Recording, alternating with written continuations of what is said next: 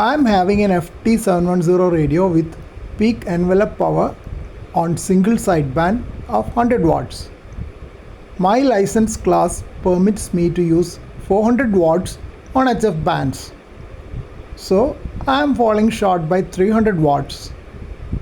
Even with the existing 100 watt power, I can improve my on-air performance by improving my antenna setup.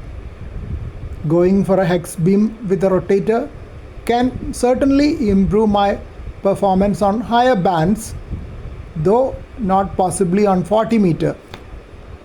But I have limitations in mounting antennas at my tiny city home. I think I have hit a wall as far as improving antenna setup is concerned.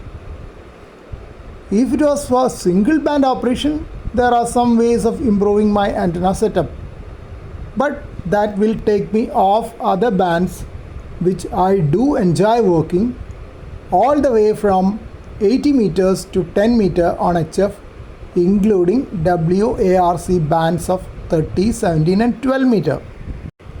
Had on-air discussions with many friends who are using linear amplifiers and a few who have homebrewed linear amplifiers.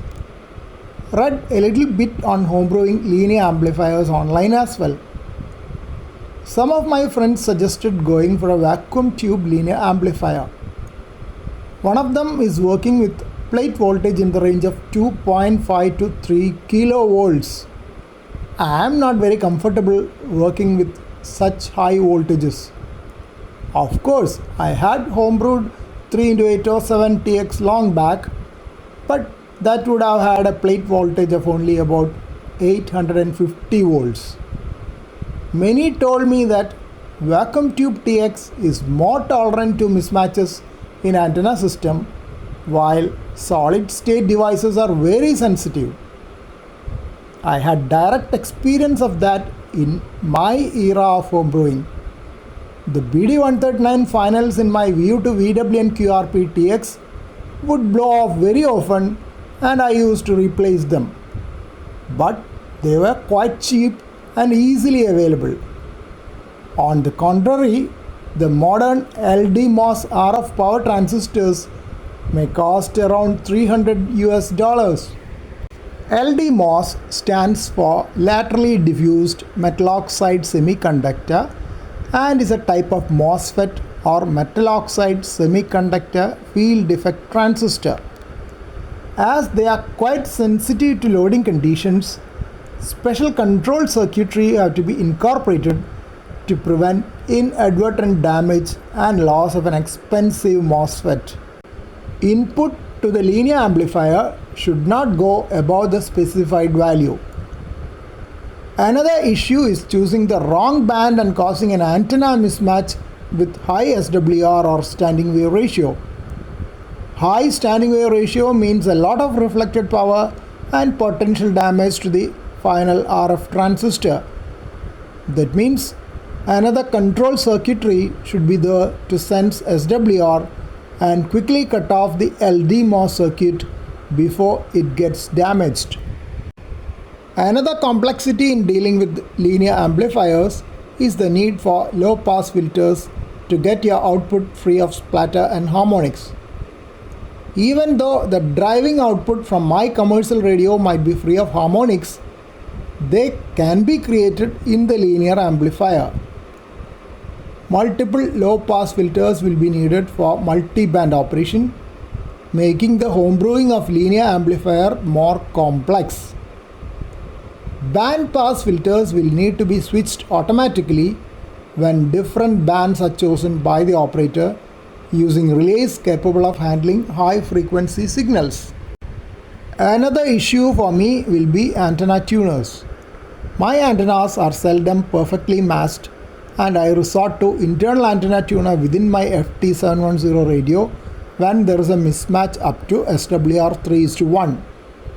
When the mismatch is higher but lower than 10:1, I can use my ATU100 external automatic antenna tuner. But none of these will cater to the higher power output of a linear amplifier. That means I will have to get an antenna tuner, either manual or automatic, with higher power rating, again increasing the budget allocation significantly. Providing power supply to the linear amplifier is another challenge. The switch mode power supply which I am using for my FT710 is unlikely to support the linear amplifier. That means either I have to homebrew another linear power supply of higher power output or go for one more SMPS with higher power rating. SMPSs are notorious for radio frequency interference in the shack and elsewhere. Fortunately, the current SMPS of my radio does not produce much RFI for me, though there are several tiny SMPS around at home, including mobile phone chargers, which do give RFI in my radio. When I go for a newer, higher power rating SMPS for linear amplifier, that may not be quite free of RFI as the chances are higher with a higher power output.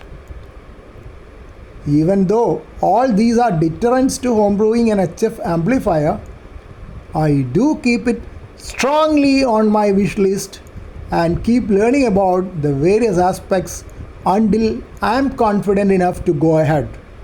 After all, homebrewing is the most thrilling aspect of amateur radio.